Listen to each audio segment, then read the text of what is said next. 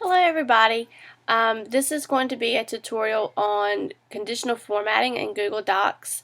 But as I told you yesterday in our training, it's good for your students to see you in your flipping attempts, and so this is my attempt for you to see me and to connect with me. I have a joke for you. The past, present, and future walked into a bar. It was very tense. So that's something that I've found is good to start your screencasts or your videos with, is a little bit of humor. Obviously you want it to be able to share it with your students, so make it clean. So from here on we're going to look at Google Docs. Right, so we're going to talk about conditional formatting. Last week you took a technology survey and your students took a technology survey if they were in grades 3, 4, or 5. I'd like to show you both of those results pages now. This is the results from the teacher survey.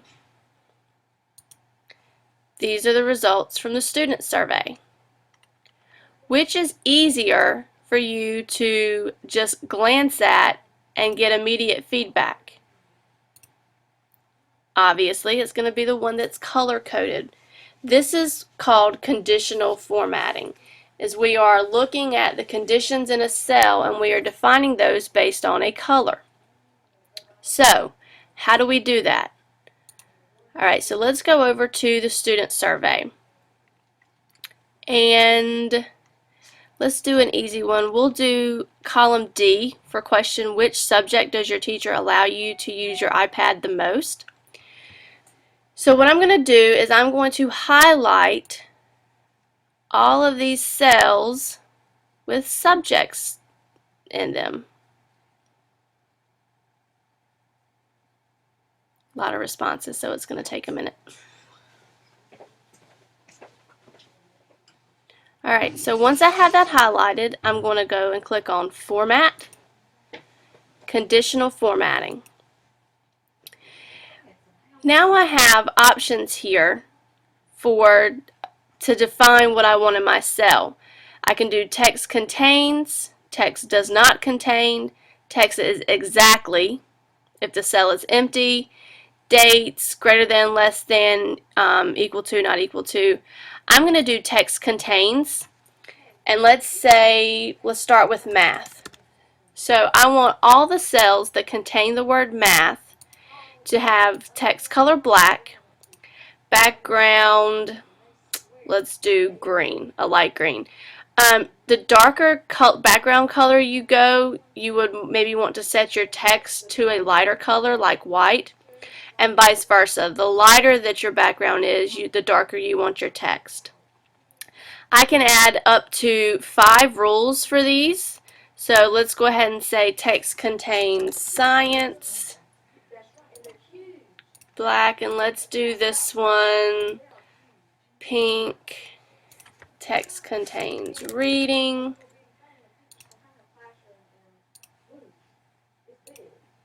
and we'll do this color, social studies,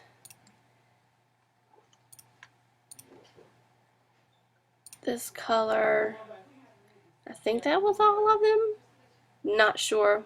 I can go back and look. So I'm going to save my rules, and it's saving, it's working, everything's saved. Oh, I missed writing and spelling, so I need to go back in and add those. But as I scroll up, you can see that it is color-coded now by subject.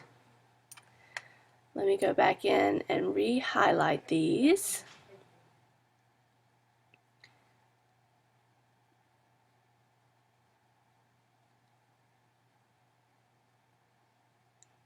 Actually, you know what? I think you get the point. So that's very simple. So now let me go back and show you what I did after I have conditionally formatted my data here. It allowed me very quickly to do percentages for each of these questions, and now it took me 5 minutes to do this, and now I have usable, valuable data. What I did was I counted the total number, and then based on my numbers I did percentages here. The way that I did that was I set a formula. To set formulas in a spreadsheet, you always start with equals. That tells the program that you are getting ready to do a formula. And then what I did was I counted the number in each cell, let's say, or the number in each category. Let's say I had 5 strongly agrees out of 29 responses. So 5-29 is used to signify division. I hit my enter key and then I get my percentage. I want my percent to look like a percent, not a decimal, so I go up here and I format as a percent, and voila. Just to check myself, to make sure that I didn't miss anything, I totaled up my percentages. Again, equal sign, type the word sum, and then I'm going to choose the sum of these numbers. And then I can quickly highlight all of those and hit the enter button, and there is my total percentages. And I didn't miss anything. I'm good there. So let's think of practical classroom applications. The way that I got this spreadsheet was I created a Google form. There's already a tutorial available for creating a Google form, so if you're unfamiliar with that, go back and check out that tutorial.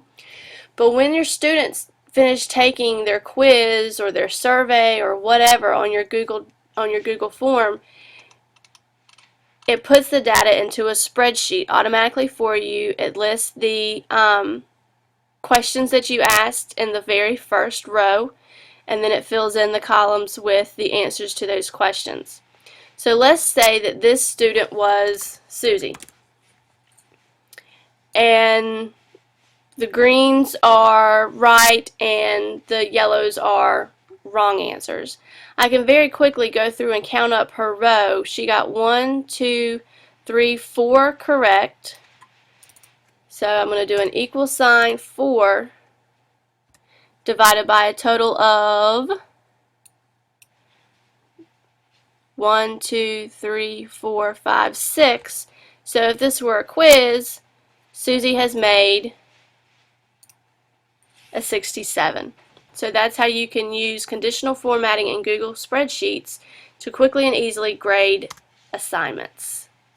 As always, if you have any questions, please do not hesitate to contact me. If you would like me to come to your room and show your students how to use, or how to use any type of Google Doc, please schedule time with me on the One-to-One website. Whoops, wrong button. So after I finished recording or screencasting, I used Screencast-O-Matic to do the tutorial for the conditional formatting. I thought about a question that I know will probably come into your mind, which is, can I use conditional formatting to grade short answer questions or extended response questions? And the answer is kind of. You obviously won't be able to grade word for word, but what you can do is you can set your conditional formatting to text contains and then include some keywords that you know need to be included in a correct response for that question. And so if you set it to green for right, red for wrong, if a response does not contain any of those keywords, you know that that question is wrong. If it does contain some of those keywords, those would be the questions that you would want to go back and double check and reread to see if they met the criteria for a correct answer. So that was just a little brainstorm that I had. Again, if you have any questions, let me know.